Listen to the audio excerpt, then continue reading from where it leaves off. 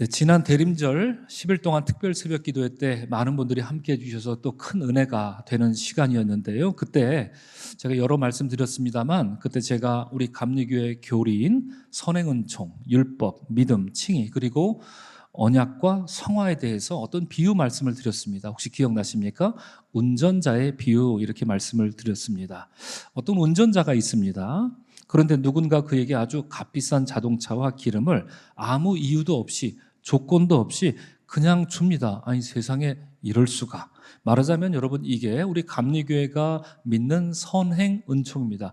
뭐 착한 일을 했다는 그런 선행이 아니라 먼저 주어진 행해 주신 은총이라는 그런 뜻이지요. 하나님은 인간에게, 사람에게 무조건적으로, 게다가 우리가 알기도 전에 은총을 주시는데 그것이 선행 은총이다. 우리가 그렇게 부를 수 있습니다.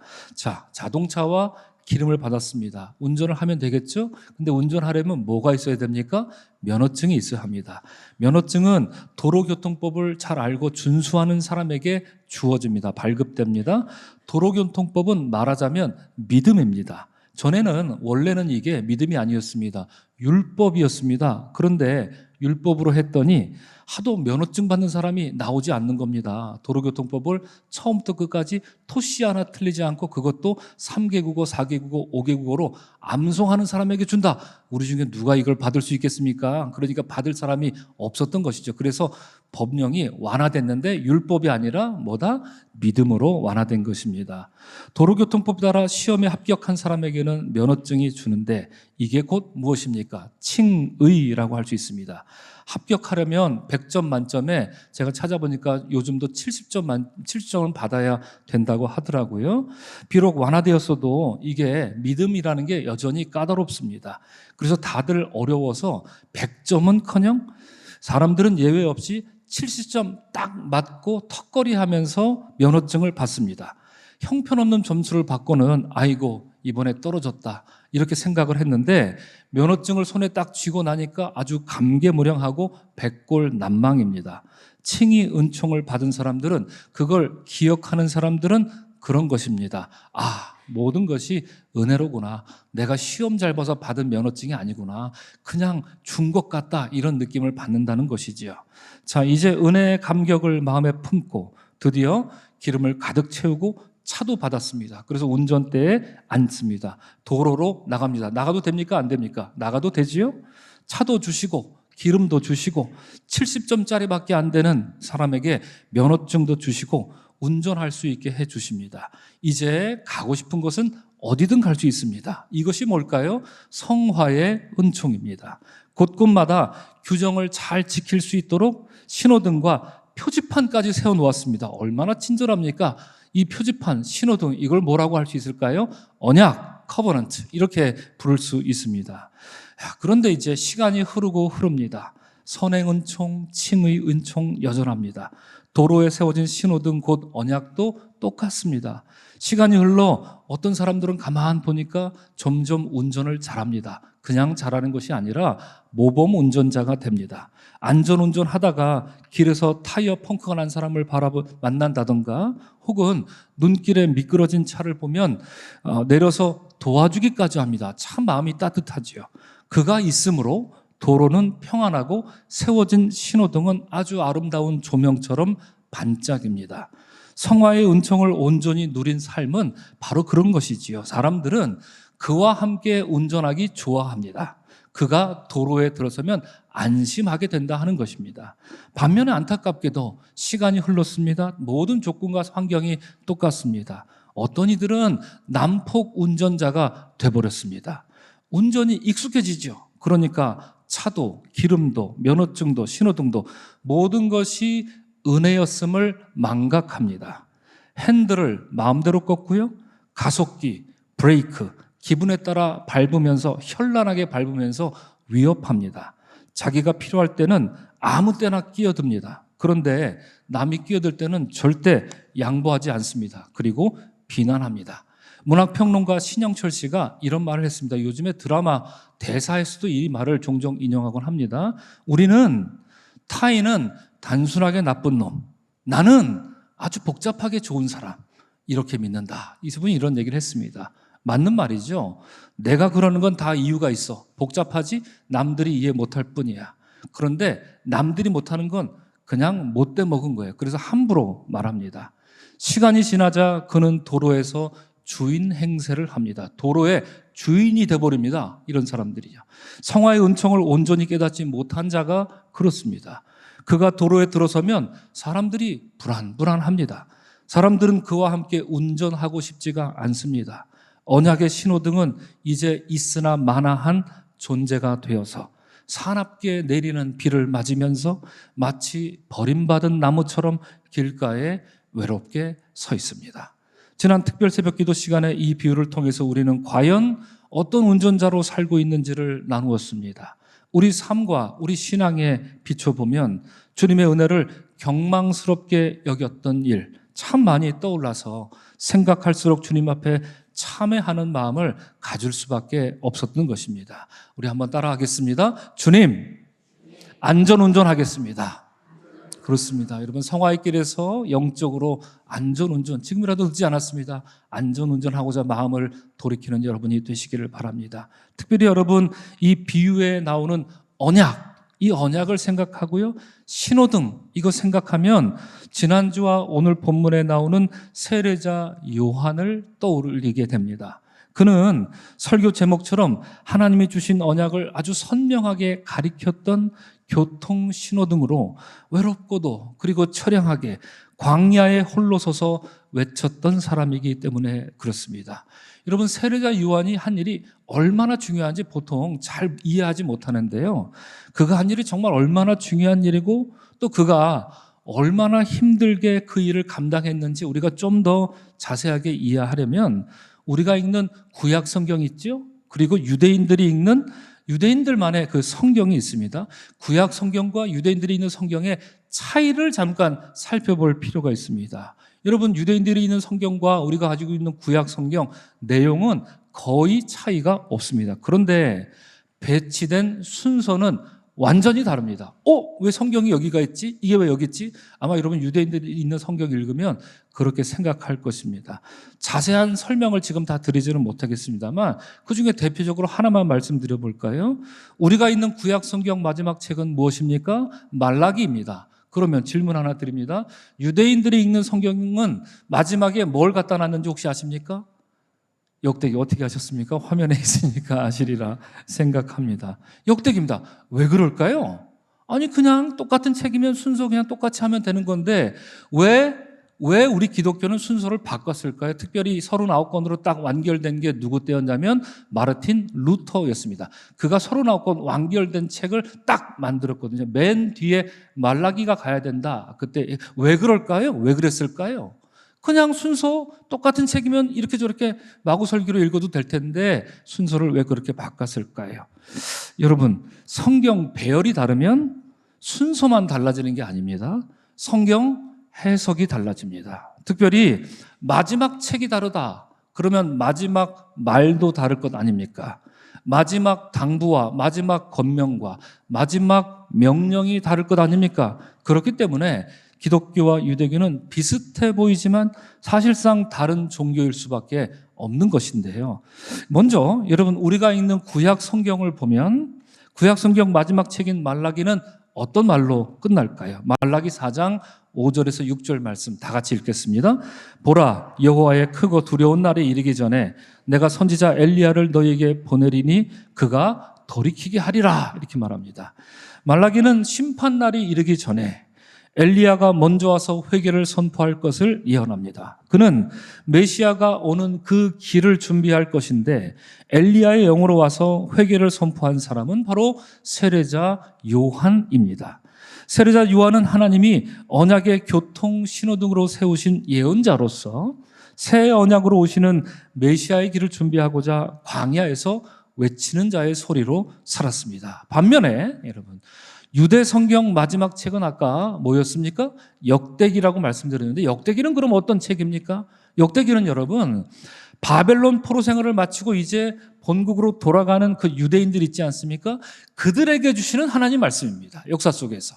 다 빼앗기고 80년 포로 생활하고 이제 그게 끝나고 이제 본국으로 돌아가는 유대인들에게 주시는 하나님 말씀, 그것이 역대기입니다. 그러면 역대기는 어떤 말로 끝날까요? 궁금하지 않으신가요? 좀 궁금해질 것만 같습니다.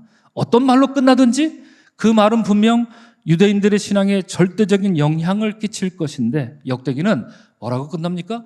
예루살렘 성전을 건축하라 하는 권명과 명령으로 끝납니다.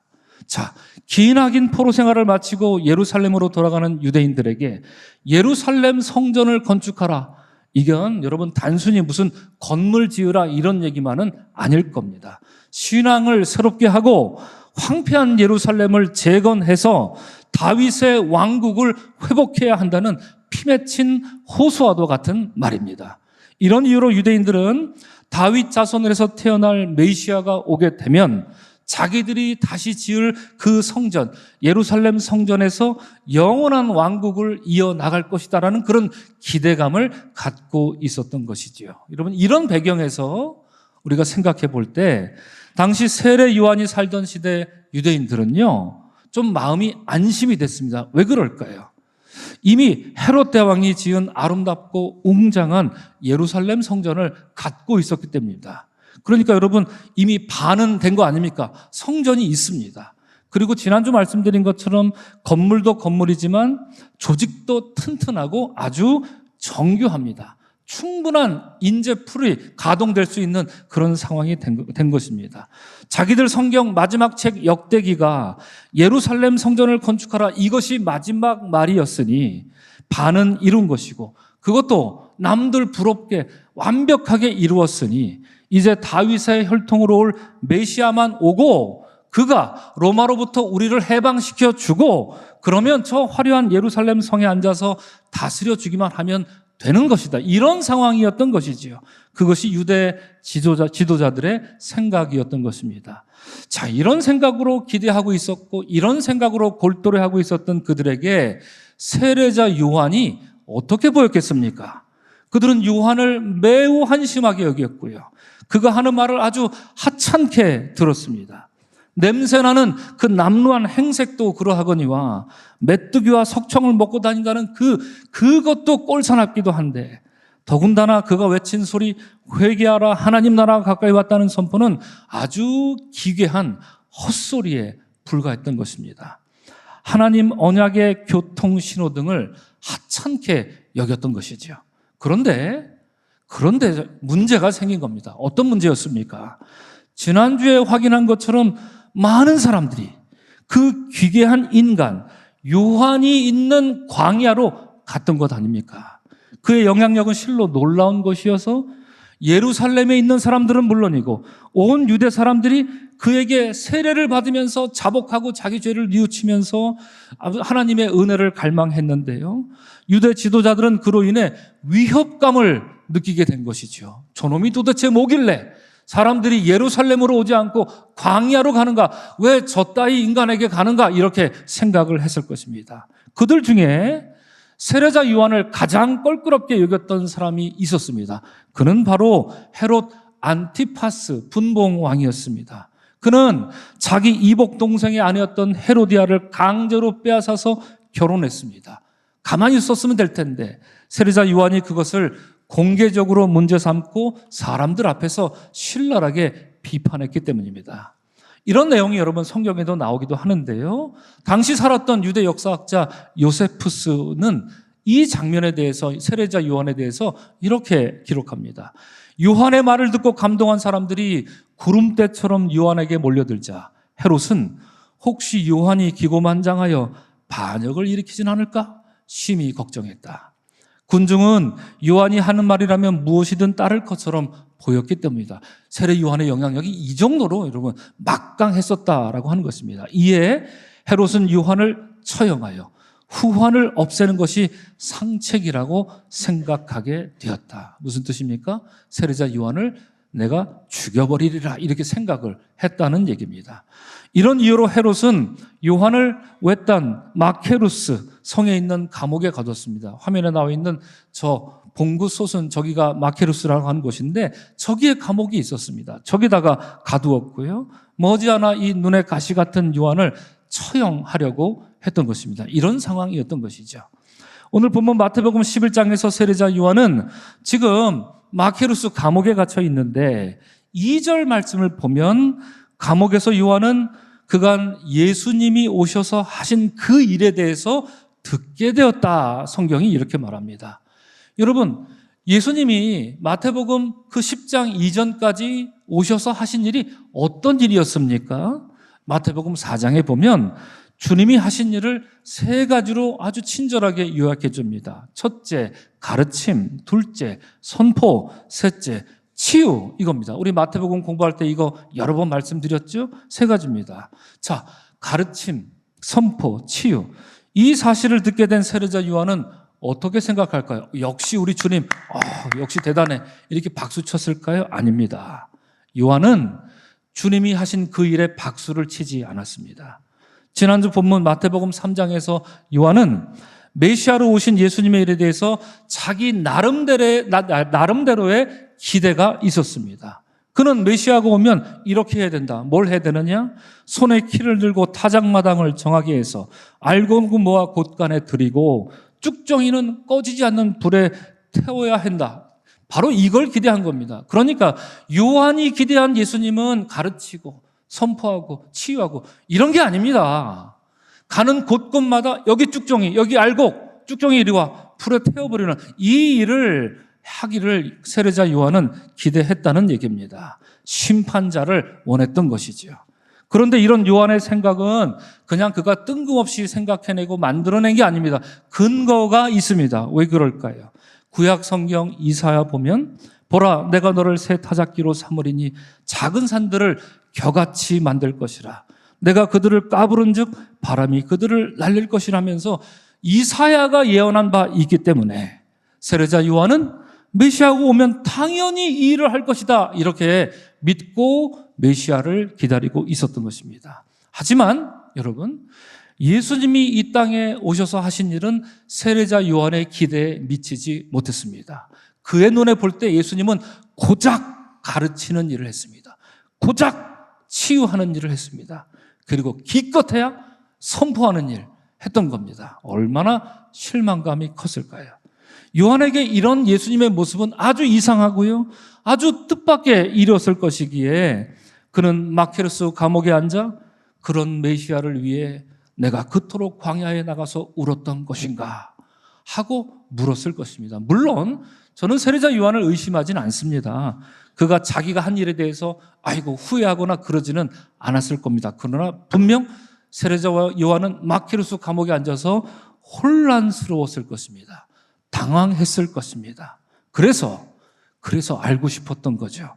요한은 제자들을 예수님에게 보내서 단도직입적으로 묻습니다. 오실 그이가 당신이 오니까 우리가 다른 일을 기다려야 합니까? 이렇게 묻습니다. 표현은 아주 점잖고 곱상하지만 당신이 진짜 그리스도 맞나? 대놓고 따지는 말입니다. 그 말을 들으신 예수께서는 5절에서 6절로 대답하시는데 다른 말씀 안 하시고 이렇게 대답하시죠. 다 같이 한번 읽겠습니다. 맹인이 보며 못 걷는 사람이 걸으며 나병 환자가 깨끗함을 받으며 못 듣는 자가 들으며 죽은 자가 살아나며 가난한 자에게 복음이 전파된다 하라. 누구든지 나로 말미암아 실족하지 아니한 자는 복이 있도다 하시니라. 주님은 다른 말씀 안 하시고 요한의 제자들에게 이렇게 간접적으로 대답해 주셨습니다. 그런데 여러분, 방금 우리가 함께 읽었지만 이거 우리가 처음 읽는 말씀인가요? 구약 성경에서 분명히 이런 말씀을 읽었습니다. 앞서 세례자 요한이 어떤 말씀을 인용했다 제가 말씀드렸나요? 이사야 말씀입니다. 이사야서 41장을 인용했는데요.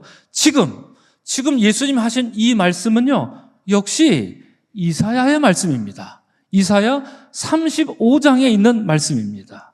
둘 다 세례자 요한도 예수님도 둘 다 이사야를 인용한 것입니다.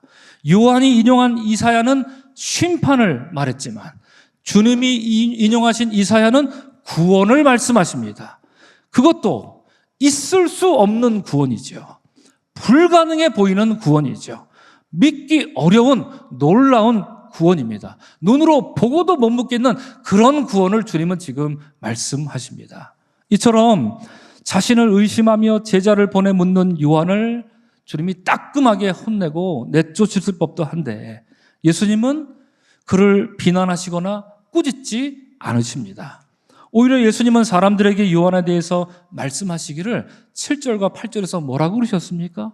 광야에는 흔들리는 갈대가 많지만 세례자 요한은 흔들리지 않는 사람이야. 그 사람 심지가 굳은 사람이야. 그 사람 절대 흔들리지 않아. 이렇게 요한을 띄워주죠.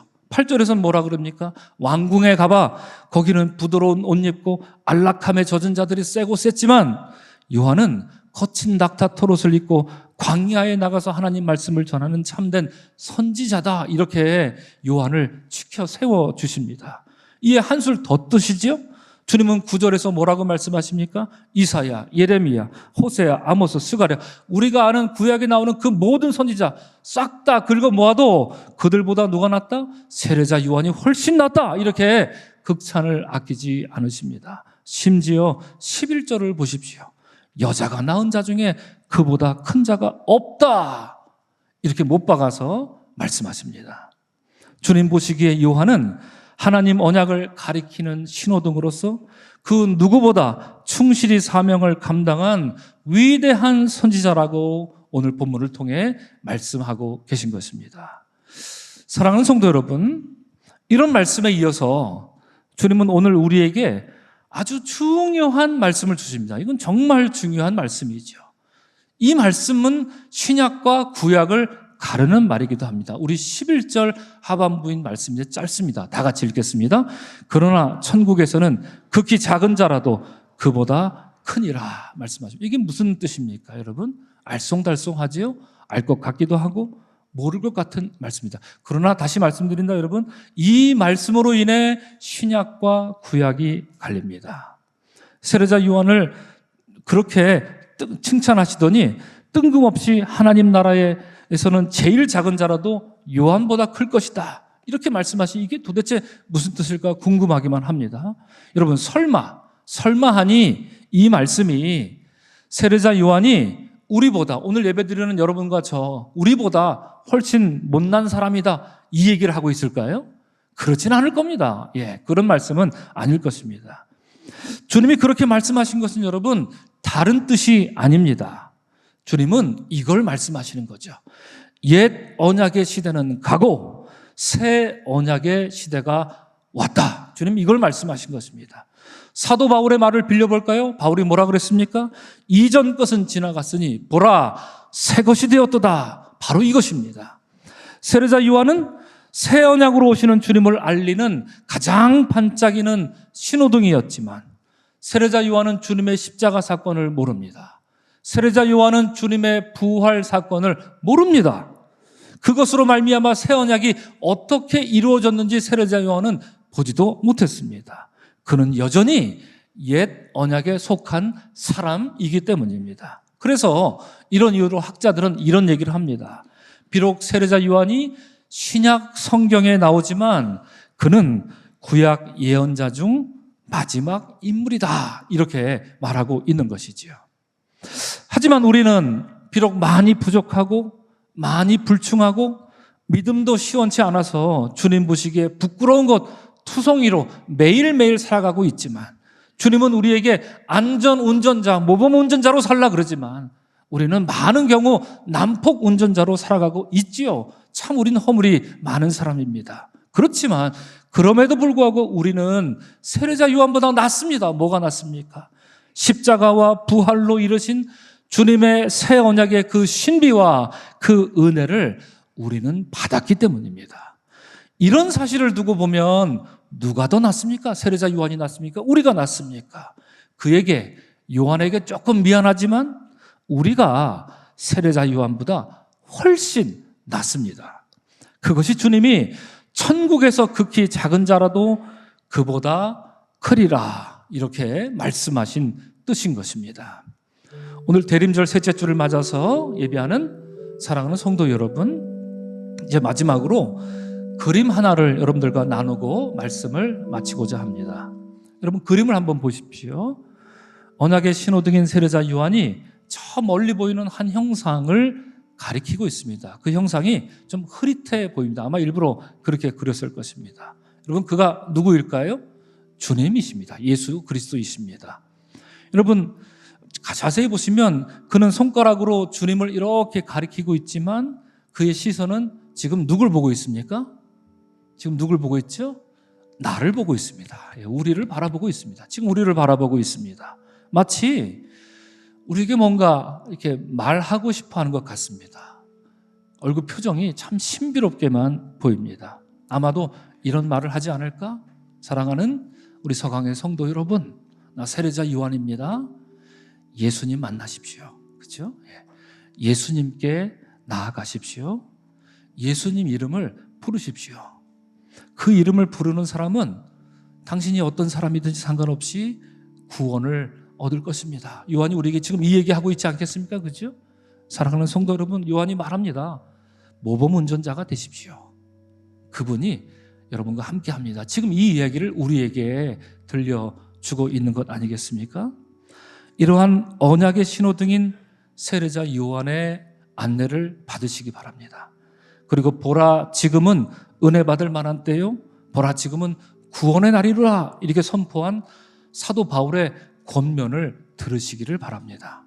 또한 수고하고 무거운 짐진 자들아 다 내게로 오라 하신 주님의 그 초대장을 들고 주님께 나아가시기를 바랍니다. 여러분에게 가시는 주님을 기쁨으로 맞이하시기를 바랍니다. 사랑하는 성도 여러분, 슬픈 마음, 낙심한 마음, 우울한 마음, 그런 거 가지고 살지 마십시오. 주님 앞에 내려놓으십시오. 여러분, 마음과 영혼이 혹시 병들었습니까? 그걸 알긴 아십니까? 여러분, 그런 채로 살지 마십시오. 예수님 다시 만나십시오. 주님께 다 말씀하십시오. 주님이 우리의 허물을 다 덮어주시고 우리를 치유해 주실 것입니다. 예수, 능력의 주님이요 구원의 주님이신 예수 그리스도의 이름을 꼭 붙들고 사시기를 주 이름으로 간절히 축원합니다. 아멘.